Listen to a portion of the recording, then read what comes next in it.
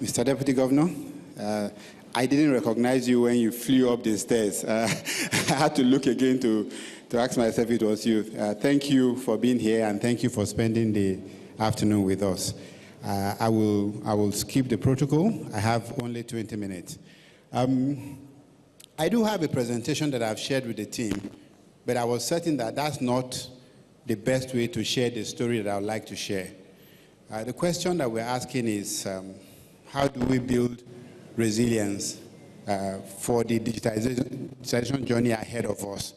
I said ahead of us because, to a large extent, the digitization of Africa has not started yet. I think sometimes when we look at the level of digitization that we've seen in financial services, we start to think that the journey has gone far. But in truth, at the core of our economy, there's still a lot of work to be done. And for that to happen, I'm quite glad that the panel that has just rounded up was focused on education and skills acquisition. Because the reason Africa missed out of the first industrial revolution was that we did not have access to energy. It was very important that you have access to energy, otherwise you couldn't participate. It was what drove the revolution. Energy and, to a large extent, education. What we are now facing is, as we move from the first industrial revolution and we started to think about what was going to come next, we then faced another problem.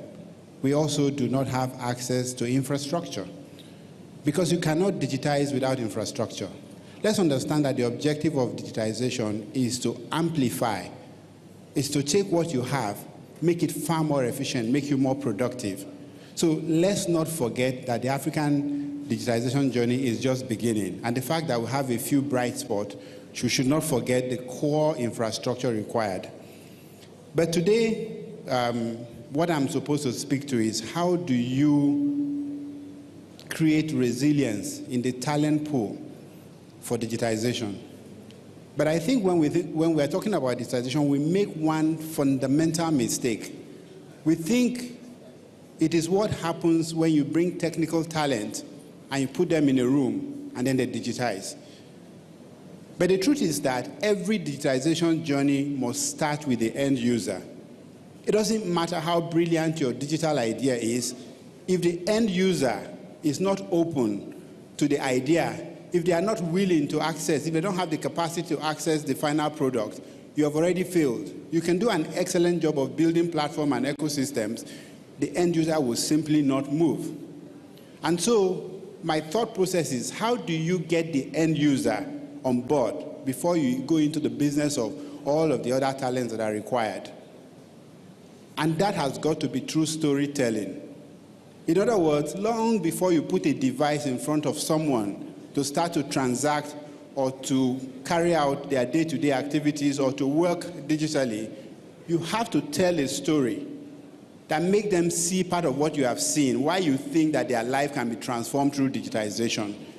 And very often, that story is not being told. So I think that this talent of storytelling as we prepare to digitize whatever we do is very important. But beyond storytelling, which is really how you create the market, how you enable the market, we must also remember that every major digital journey has to be governed. It has to be funded by someone. It has to be funded either by the state or by private sector. And once it is funded, it means it has to be governed. How do you tell a room of directors, average age of 60, that you want to tokenize something, that you want to build a product that relies on crypto, for instance? How do you have that conversation? So again, we quickly jump into digitizing itself and building the platform. If the people who are going to govern the process do not understand, have not bought in, then it's irrelevant to start to talk about the talent of building, because you're going to build and then you run into obstacles along the way. So for instance, we've seen the cases where people have built digital products without thinking about the governance environment, without thinking about the regulatory environment, without thinking about carrying government along. And what then happened is that you have an excellent product that would simply die once it meets reality on ground. So I think that those people who govern our ecosystem must also be considered as part of the digitization ecosystem and as part of the talent that we must continue to work with. And of course, as we move away from the big picture and we start asking ourselves, what happens on the street in companies that are trying to digitize? Again, you face a problem with senior executives like myself who may have built our career doing something very traditional. Part of it is we've been very good salespeople. Maybe we've worked very well with the government and we've brought in those relationships. We have corporate banking experience. And you are then saying to us that we should spend our time and resources committing to a different way of doing things. And in many cases, we have very short time left in our career because by the time you get to executive level, you've probably spent 80% of your career. Your commitment at that time is a safe landing. You're not looking for a new takeoff. And remember, within existing corporates, all of your digitization idea would report through some executives who have spent his or her life building a different things and preparing for retirement. How do you make sure that those people form part of your digitization journey? The way we have done it is to ensure that we co-create with them. I'd remember when Sterling Bank was trying to digitize retail lending, we had found out that we were doing 5 billion naira worth of retail lending in an entire year, and we couldn't handle more than 5,000 people, and we had over 23 people in the system. So we concluded that this could never scale, and we decided to disband it. But to make sure we could build something else, we needed the board. So what we did was, at the board retreat, instead of coming to just present budget and macros, we would bring the young people who were building the digital lending platform to come to the board and demonstrate what they were building. And so suddenly the board members themselves brought out their computers and became part of the test ecosystem for their product. That product today does minimum 100 billion naira worth of lending with the full support of the board. That is how you carry along the people who you need for your journey towards digitization. And then you move away. You move away from there and you say, okay, I have carried the board along, I've carried the executives along. What about the most important, one of the most important layer, which is senior management, the people who wake up every day and interact with every process of the digitization? How do you carry them along? How do you make sure that they are not threatened by what is coming? How do you bring in, for instance, talents that are not part of your traditional cultural system and do not necessarily respond to the traditional management approach and put them in your own existing system without creating chaos? So it matters. And what we've done in that instance is to get them co-create and to co-own.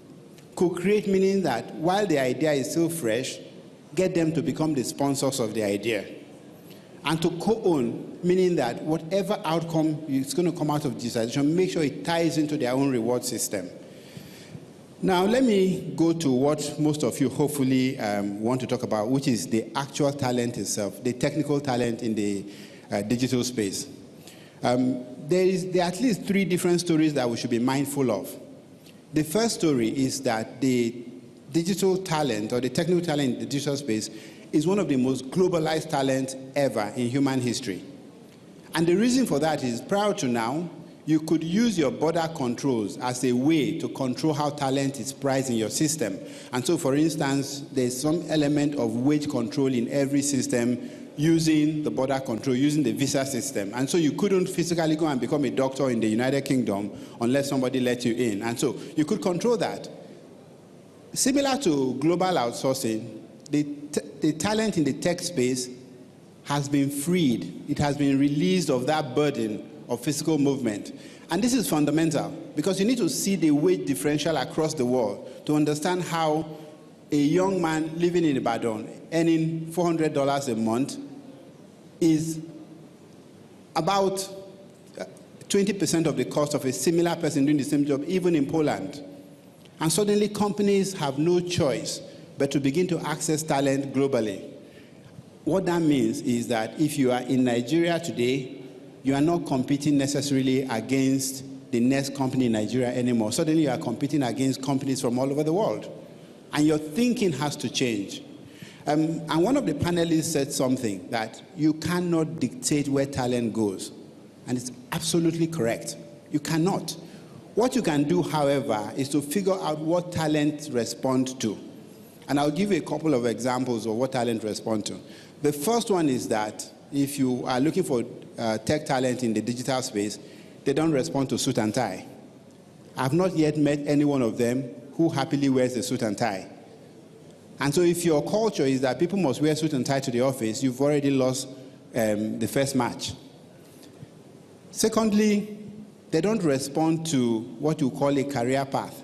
This idea that I'm going to chart a 5 or 10-year career path for you and then you become a manager, completely alien to them. And so again, if you try to fit your tech talent into existing organizational structure, they will react very badly to it. Thirdly, they don't react to titles or respond to titles. So if you come in and you give them an organizational structure that has all of those layers, they cannot function. So it means that if you have a traditional organization, either you delayer your organization and change your culture and become a much more responsive organization, or you have to create alternative organizations for them where they can function. In our case, we've been more focused on creating alternative organization. Then gradually, we're learning from them and changing the traditional organization. And so you need to think about that. And then finally, they respond to money, but not in the way that we think.